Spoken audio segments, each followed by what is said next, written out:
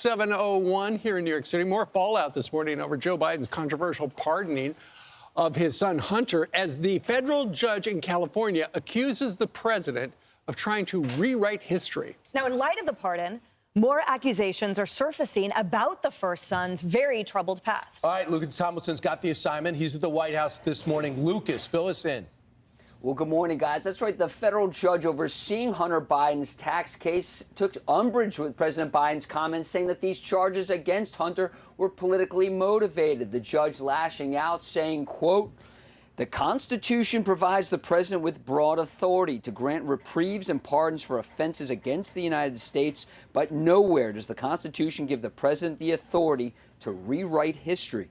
The pardon not only absolves Hunter of his tax and gun cases, but also for any crimes or potential crimes committed over an 11-year period." The judge also noted this pardon could be seen as, quote, "exceeding the scope of the pardon power." It's a good thing you have an attorney on the couch there, guys. Biden for months said that he would never pardon his son. That line was repeated at the podium here at the White House by his press secretary for months. Of course, they also said for months that Biden would not be dropping out of the race. Hunter Biden's former landlord says the president's son has been slow to the hip, or Venmo might be more appropriate, stiffing him by over $300,000 in rent after Hunter stayed in his $4.25 million home in California. Sean McGuire posting to X, quote, "What happens to the $300,000 plus in payback rent that Hunter Biden owes my family from 2019 to 2020? Is that pardoned now?"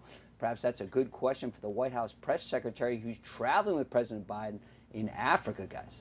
That's right. And Lucas, I think it was yesterday or the day before, KJP said that this particular pardon was not vetted through the typical clemency process that happens at the Department of Justice, which is just a couple of blocks behind you. That's right. Many eyebrows were raised when the pardon covered this 11-year period. That's a large time period, of course. This is not just a pardon for a particular crime. It's everything over more than a decade, Steve.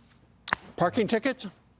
Right. Or maybe even something more serious. Maybe. Right. Thanks, Lucas. Appreciate it. So, number one, question of character. The character, Hunter Biden, who was living free from a Hollywood producer who decided to pay his overdue taxes and let him live with him for free, and I assume pay for his attorney, one of the most expensive and respected in Washington. Now we find out when he was living on his own, while the president was running for president, knowing his laptop was in the FBI hands, he's living in Venice Beach with Secret Service protection, rent-free because he decided to not pay rent. When people people's investments are in rental properties, especially on Venice Beach, takes a lot to buy a little, and you have that there. And then when you complain, the Secret Service changed the locks and the landlord's locked out. That's the character of the person. If you are Joe Biden, vice president, and want to be president-elect, and you find out your son is not paying rent. Remember when a nanny or a landscaper without papers would hurt a candidate? Then you have your crack-addicted, hooker-addicted son not paying rent, living for free out on the West Coast, doing your international business deals, all of which is on the laptop that you left at a local repair shop. But having said all that, the fallout has to be beyond what he ever dreamed. And among the people who are his detractors is Gavin Newsom. I completely understand the instinct to protect Hunter, but I took the president at his word. So by definition, I'm disappointed and cannot support the decision. Well, this federal judge is not even taking a position of supporting or agreeing with the pardon. First of all, she said, this is a press release. This is not a pardon. The second thing, they were very upset. The court took issue with them admonishing the court and saying that this was some political process. Yeah. The judge is like, pled guilty. What are you talking about? That this was the plea that he gave. So why are you saying that there's this mischaracterization of justice when he pled guilty to the charges here? And then you're saying that the court would somehow allow a court case to come before them that is not going to get due process. So there's multiple factors there. I also think when it comes to the legacy of Joe Biden, after he signed the crime bill and put so many people behind bars as a result of that, There is no way he escapes the political ramifications without pardoning all these other people that had similar backgrounds as well. So is he going to do that? I doubt it, because that would be a massive release of people. Well, and, you know, message-wise, everybody knew he was going to pardon Hunter.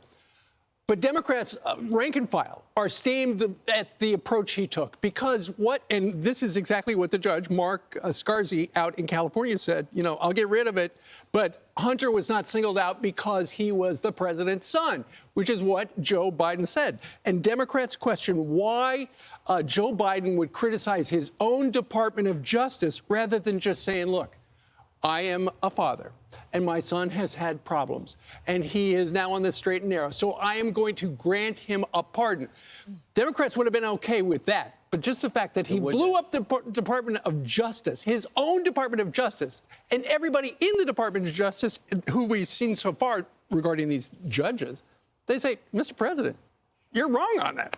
Yeah, I think, to your point, I think people expected a form of clemency, but if anything, it would be in the form of a commutation of a sentence.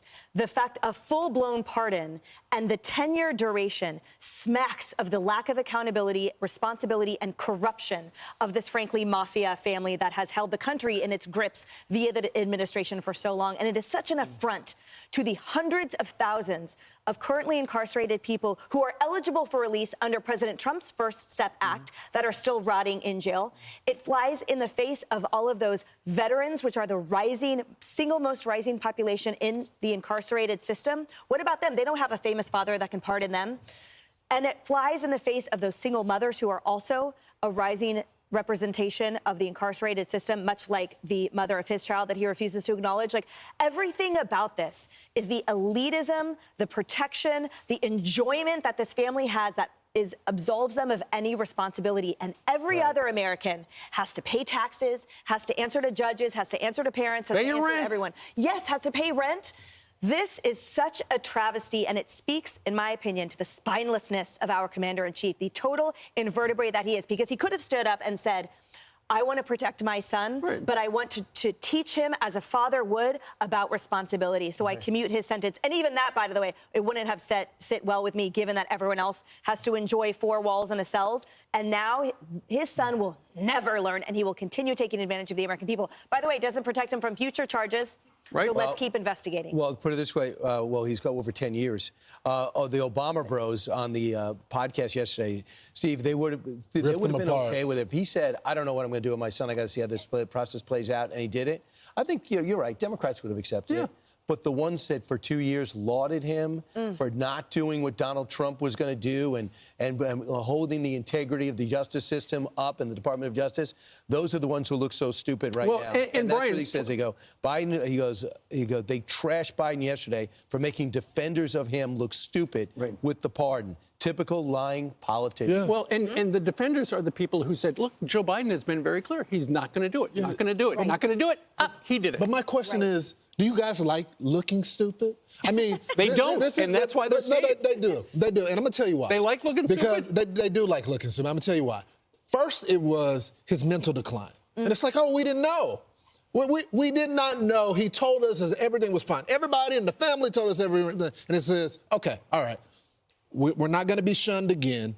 We look bad with this. Then it came to the part. Everyone knew that he was going to pardon. Yeah. But we had his back. We knew that. And now you guys are saying on the podcast, well, he's making us look bad. No, you guys are making yourself look bad. Eventually, you have to have some type of curiosity. You got to press the person, and you got to look at their track record. Joe Biden has always done what's beneficial to himself and to his family. He has protected Hunter Biden his entire life. They wouldn't even acknowledge the grandchild, okay? They wouldn't even acknowledge the grandchild. Everyone knows that the most prized possession to a grandfather is their grandchild. Not all. And You're right. Not that family. So what made you guys think that somehow he was not going to protect his son? The guy that cheated Syracuse in the 1980s. I'm Steve Ducey. I'm Brian Kilmeade. And I'm Ainsley Earhart. And click here to subscribe to the Fox News YouTube page to catch our hottest interviews and most compelling analysis.